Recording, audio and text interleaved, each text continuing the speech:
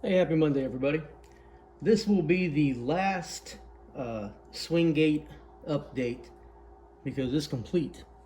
So you can see this is the opening section, and you can see the other part over there where it's cut. I went with a rounded area, like a rounded cut, versus a straight line at a like 30-degree angle, because that didn't work. So I watched a couple of videos. It seems like everyone went with this method, and a lot of people out there are a lot more intelligent than me. So if it works for them, it works for me, because it's not called plagiarism. It's called emulating a good example. But plagiarism is more like a written thing. But still, you know what I'm saying. You know what I'm saying. So this is roughly maybe 3 feet long. So this part over here is a little bit longer, of course, than that part over there. I put in a like a gate lock on it and a handle right over here. I'll show you that here in just a second. But what I was going to do here is just let you watch the train go across, and then I'll show you some of the features of the track, how I got it to go together pretty well. Right now, everything is just held in plain or held down with stick pins, kind of like you would use if you're sewing something to hold two pieces of material together. And I got that idea from my wife because she had a bunch of them. So now I have a bunch of them and she has none.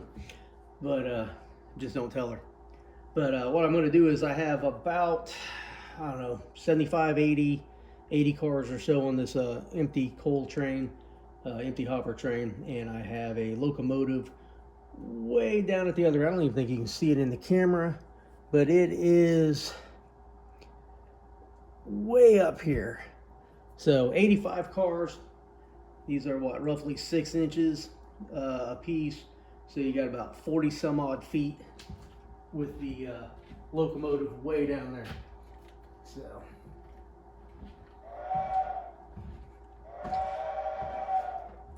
go ahead and start pulling in the slack. There we go.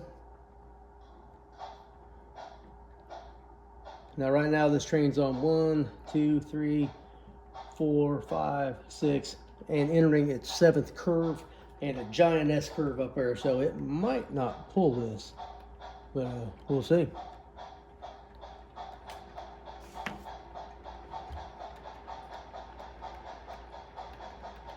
See, it's fairly smooth going across those cuts on the rails.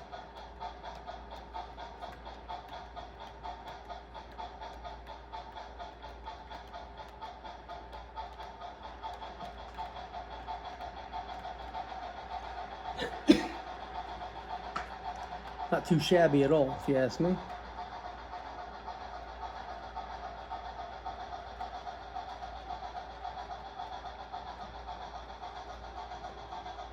I'll let this get out of the way a little bit, and I'll point out a couple little things I had to do. You see it's kind of winding around right there. I had to space the tracks a little bit further apart than what I normally like, so that way there you can get your fingers in there and throw the ground throws. So on my main line, when I run multiple tracks next to each other, they're all 2 inches on center, which is, I think, 22 scale feet. So that is what the prototype uses. And let me see if I can do this without getting it all over the place and being shaky. So you can see right after it comes off the tan road bed, it spreads out a little bit. And then we got the yard lead up here with tracks 7 and 6. That's from left to right. You can see there's a little bit extra space there so you can get to the ground throws. And the rule is when there's a train passing on the main line that all work stops in the yard. If you're on this end and you got to throw a switch, you got to wait. But I'm really happy with the way everything is turning out right now.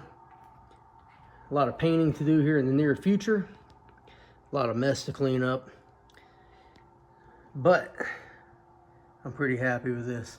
And you're probably wondering why I ran it to the wall. Well, that's just so I can switch on this end of the layout without having anything fall off or anything, because trains are expensive. So I got a YouTube channel trying to make a couple extra bucks to buy some decoders, So eventually, and I'm saying eventually as in like the next couple weeks, I'll be working on this wall. I have a procedure that I do where I put, what's that stuff called? Like the blue paint tape, that's what it is. Blue painter's tape over the paneling here, like all these little grooves. And then I'll put the painter's tape over these bad spots. And then I'll paint it blue, sky blue. And I'll also make covers that will go over the windows and everything. And you can see over here, you can't really see those lines. You can see them barely a little bit when the light's on there. But I mean, I was going to tear all this out, put it in drywall, but this procedure that I came up with has saved me thousands of dollars. And when I can save money here, that's more money for my wife. I mean, more money for the model trains. But we know the truth right there. Okay, so here's my latch system. This came with a hasp or whatever that comes on this side, but it was too loose, so I made this one because I wanted it to be really tight. And I'm pushing and pulling on this pretty good, and nothing's moving, so everything's very secure. I have one more piece of wood that I'm going to put down here that will go from this corner to that leg and provide a little bit more support when opening and closing. I also learned a valuable lesson that these wheels right here, I got these at Lowe's. They seem to roll pretty good, but if you're going to do something like this, don't use these wheels. So at some point in the future, probably way in the future, if I even do it at all, I will disassemble these legs and put different wheels on. So I might do it here in a couple weeks and get motivated, or I might just leave it as is for right now so that I can enjoy what I got and work on some other things.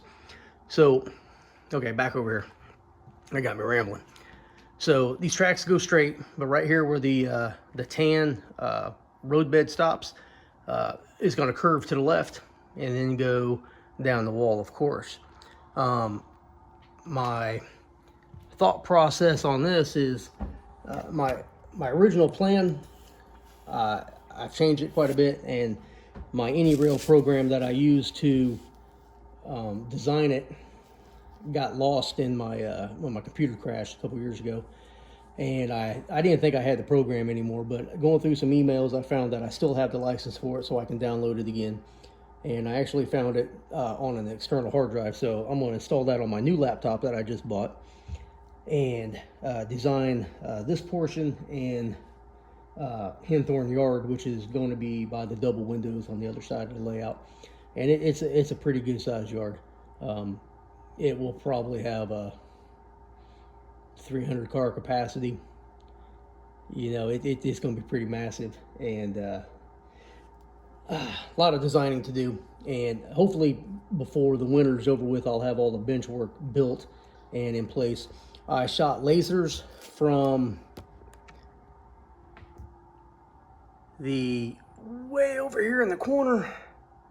I shot a laser all the way down this wall to the corner right there. And then I shot one from right here all the way down, and it's off by about a quarter of an inch. So on that far wall over there, I will just drop everything down about maybe a 32nd of an inch every 8 feet. If I did my math right, that should bring me pretty close to being perfectly, you know, a meet up in the perfect, in the cornerly. Meet up perfectly in the corner. How's that? And then I can start building again and laying track. But let me see if I can get this tripod set up and I'll open this gate for you so you can see.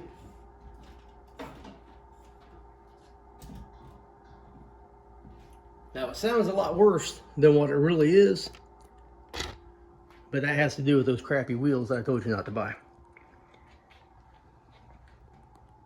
And just so you know, I am wearing my Model Railroad approved safety attire today, so always be safe. Alright, so gotta unlock it. This is very tight, and you just pull on it and it opens right up. Now, like I said, it rolls a little bit rough, but it's not bad at all. I hope it stayed in focus, and you can kind of see the rails I got going on there, and everything's looking pretty good. This part here, once I solder these, it'll smooth out a lot, and I'll be pretty happy. I have not figured out which method of powering these tracks I'll use. There's some sort of a copper spring plunger connection that I've read about, and I've seen it someplace, but I'll probably do something like that. But for the time being, I'll probably just put a power drop down and just use some alligator clips coming from the bus whenever I get ready to do the bus, because I got about 40 feet of bus to lay or to wire in. I'd like to do that this week, but we'll see what happens. And I'll close it up, and then I'll move the camera over so you can see what it looks like from the track side, and you can judge for yourself how good of a job I did, or how bad of a job I did.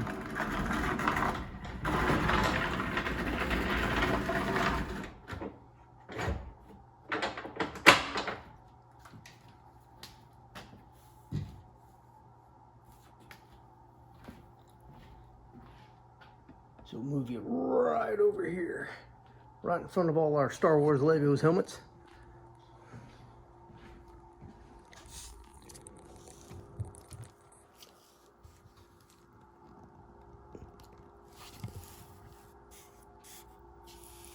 All right, so that looks pretty good right there. I think you can see that. Now this is Atlas Flex Track over here, and this is the rail that moves. I usually keep those on the inside of the curves when I lay them. What I've also done is I've angled these cuts so that they would fit together a little better. I don't know if it made any difference or not, but you know, in my head it did, and I did the same thing here and here. Now earlier, these two were actually touching, and my locomotive ran across there no problem at all. I didn't even pay any attention to it. This part here is a little rough, and this one here is a little rough, but I'll smooth all that out after I solder. And then right here it should start curving at some point, so I'm not going to mess with anything else from here on. But this gives me a little bit extra room, so I can use the yard lead here, or I can shove down the main line and build the train and then run it to the other end of the layout. But it's really an effective tool for me to use so that I can start working on my operations on this end of the yard, and figure out, you know, how I'm gonna build the train, you know, what tracks I'm gonna use, and stuff like that. So I think right now it's working out pretty good. So I'll let you watch it open and close from this angle.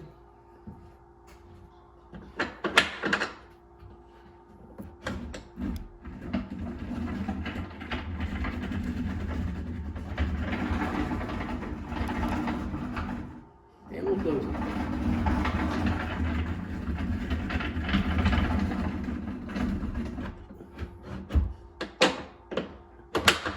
Well, once again, you can see everything lines up pretty good. Oh, also on this rail here that moves, I put a drop of super glue here, and the same thing down here, so that way there the rail does not shift on its own, and everything stays in place.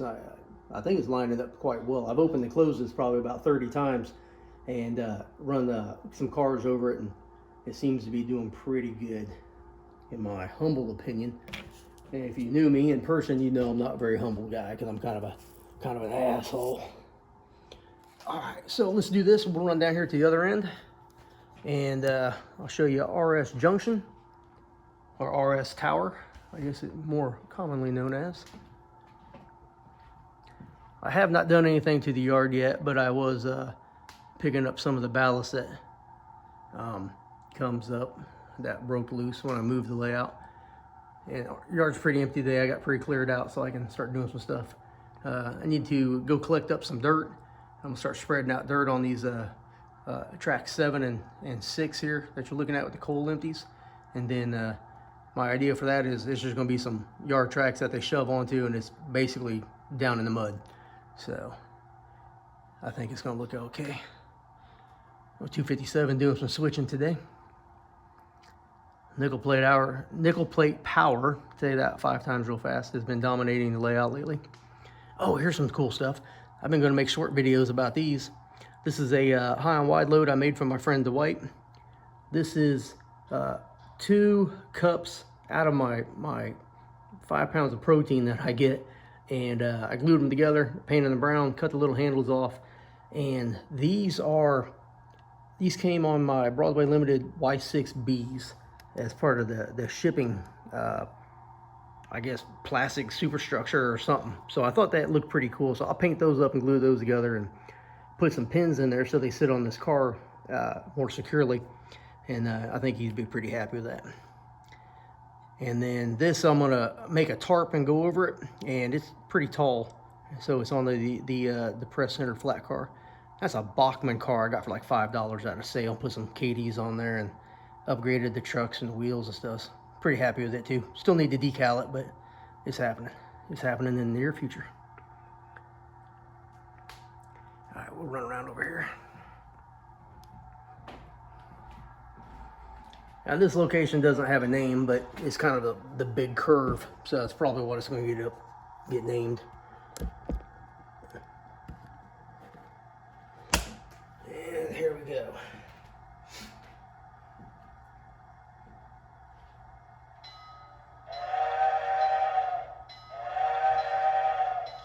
I'm not sure how many cars are on this train, so if you want to count and leave a comment, you're more than welcome to do so. This is a Bachmann model with a, I don't know, about 3 extra ounces of weight in there maybe. And, I'm pretty happy with it. Some people say Bachmanns are hit and miss, but I seem to have pretty good luck with their steam locomotives. Diesels, I don't know.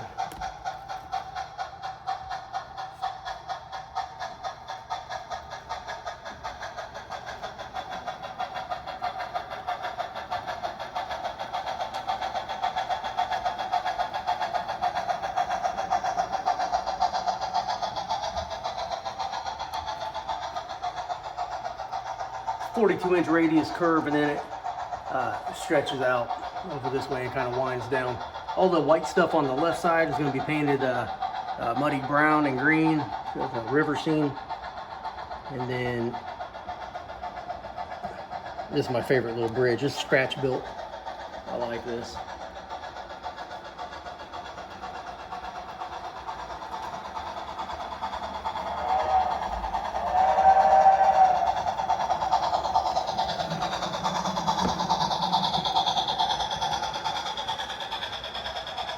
I like running long trains, stretching out there, going through the S curve.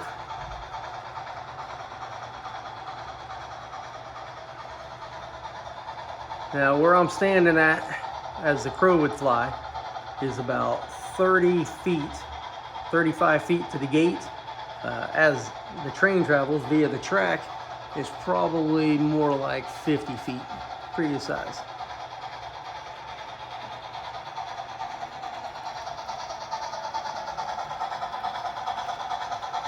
Well, I appreciate everybody watching. Hope your Monday was a great one. Hope you liked what I talked about. I hope I didn't ramble too much. I'm trying not to ramble so much. But if you're not a subscriber, I challenge you to do so. Give me a like. Hit that notification bell. Leave a comment. I've been getting a lot more comments lately. I really enjoy reading what people have to say. There's a lot of smart people out there who have some great ideas, and I'm all about great ideas because, you know, I might be a smart guy, but there's 100 other smarter people, more smart people out there. More smart, smarter, more intelligent, whole lot more intelligent people out there that got better ideas than mine, which, and that's what's the great thing about this hobby is we all want to see everybody be successful and build the railroad of their dreams. So leave me a comment. If you like what I did today, like what I talked about, you like my video, then come back tomorrow or a couple of days from now and see what I do next. Thank you all very much.